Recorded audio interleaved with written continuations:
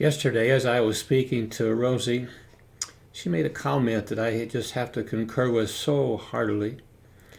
She says, I don't know why I had to be in my 80s before I began to realize some of the great truths in the Word of God.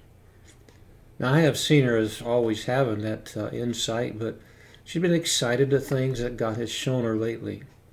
What a privilege to continuously grow in the things of God. And how do we do that? Well, we surround ourselves with good books, but mostly with the good book, the Word of God. The book of Proverbs is astounding to me. As I've mentioned before, I've studied it over and over through the years. And day after day, I read a chapter. Something speaks in my heart. Something takes place. Today, Proverbs chapter 10, verse 14. It says, wise men lay up knowledge, but the mouth of the foolish is near destruction.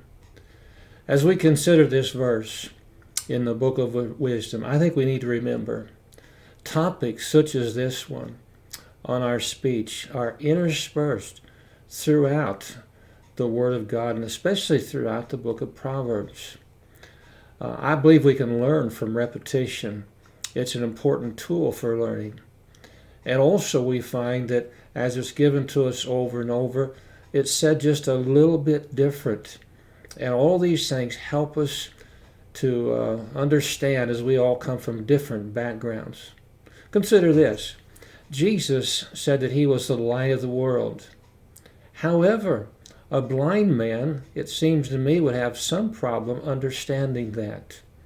Though he could realize the truth that Jesus is the water of life. His tongue, his ability to taste is sharpened because of the lack of his sight. It's an amazing thing. We find that we will be judged by our speech.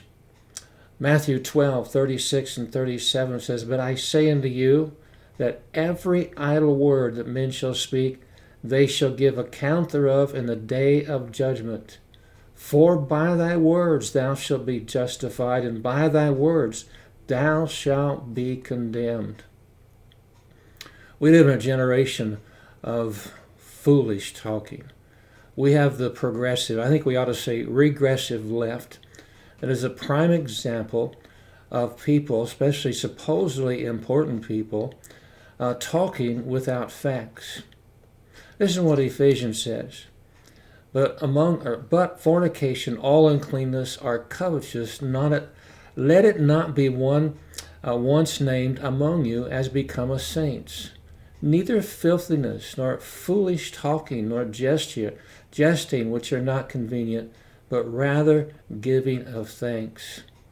He goes on to say, let no man deceive you with vain words, for because of these things comes the wrath of God upon the children of disobedience. Be not ye therefore partakers from them.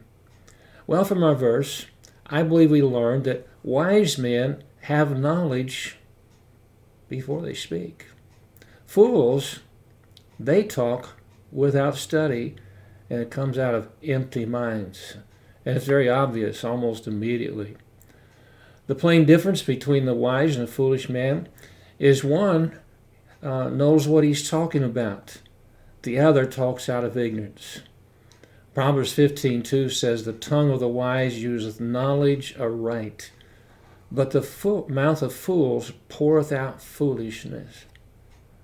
The wise man, he studies, but the fool just spews. 15:28 of Proverbs says, the heart of the righteous studieth to answer, but the mouth of the wicked poureth out evil things. You know, as we look back at verse number 12, where it says, hatred stirreth up strifes, but love covereth all sins, I believe we can realize that these strifes, these things that are disputes, take place so often because of what happens, because of what we say. Well, I think we ought to learn some things. One is, you know, God gave us 2 ears and 1 mouth. I think he's trying to tell us we ought to speak less and listen more.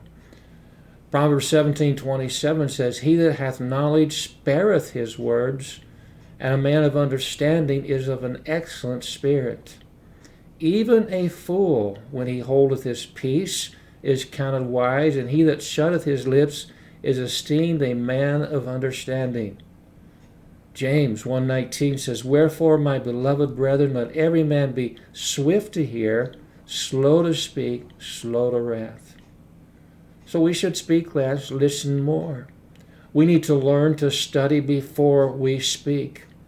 Proverbs 15:28 says, The heart of the righteous studieth to answer, but the mouth of the wicked poureth out evil things.